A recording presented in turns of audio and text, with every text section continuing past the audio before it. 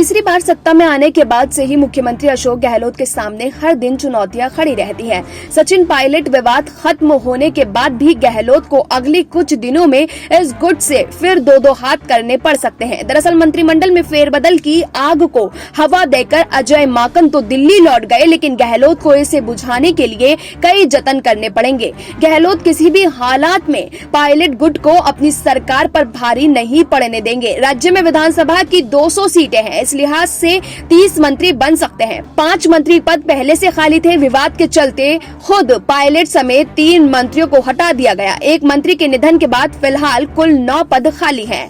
Pilot की बगावत के समय कांग्रेस के साथ बने रहे और बसपा से आए विधायकों का भी सत्ता में हिस्सेदारी को लेकर दबाव है। बसपा से कांग्रेस में शामिल हुए विधायकों ने तो हाल में अपना गुस्सा भी जाहिर कर दिया था। ऐसे में गहलोत नए मंत्रिमंडल में उन्हें जगह दे सकते हैं।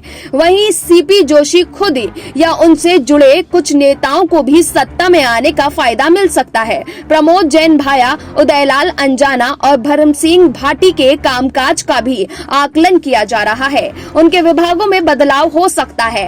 बगावत के बाद कांग्रेस में लौटे पूर्व उप मुख्यमंत्री सचिन पायलट फिलहाल अपने लिए कुछ नहीं मांग रहे हैं। वो अपने उन मंत्रियों और विधायकों को फिर सेट करना चाहते हैं जिनके जमाए पैर उनकी बगावत में उखड़ गए थे। ये बात अलग है कि गहलोत उन्हीं मजबूत पायों को फिर से पांव टिकाने की इजाजत नहीं देंगे। सचिन पायलट रमेश मीना और विश्वेंद्र सिंह को फिर से मंत्रिमंडल में शामिल कराना चाहते हैं। इसके लिए अशोक गहलोत गुट किसी भी हालत में तैयार नहीं होगा। ऐसी स्थिति में सामाजिक तुलना के लिए मीणा की जगह मीणा और जाट की जगह जाट को मंत्री बनाया जा सकता है, वो भी पायलट को राजी करके। माना जा रहा है कि स्वभाव से सरल होने का फायदा अब दीपेंद्र सिंह शेखावत को मिल सकता है। विजेंद्र ओला को भी मंत्री पद मिलने की संभावना है। ये दोनों सचिन पायलट और गहलोत के बीच समझौते का माध्यम बन सकते हैं। इसी तरह एक मीणा विधायक भी मंत्रिमंडल में सचिन पायलट की मंजूरी से आएगा, लेकिन वो गहलोत विरोधी नहीं होगा।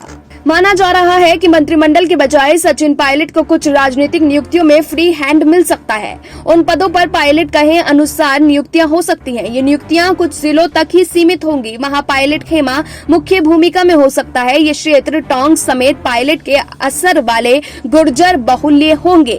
प्रदेश में फिर से डिप्टी सीएम बनाने की मांग उठ रही है। सीपी जोशी जैसे वरिष्ठ नेताओं को डिप्टी सीएम बनाने की चर्चा होती रही है, लेकिन मुख्यमंत्री अशोक गहलोत फिर नया पावर स्टेशन बनाने की कोशिश को कामयाब नहीं होने देना चाहते। सचिन पायलट भी अपने गुट से किसी को डिप्टी सीएम बनाने की बात रख चुके हैं, लेकिन नए बदलाव में ये पद किसी को मिलने की संभावना नहीं है। Bureau report SPN9 news.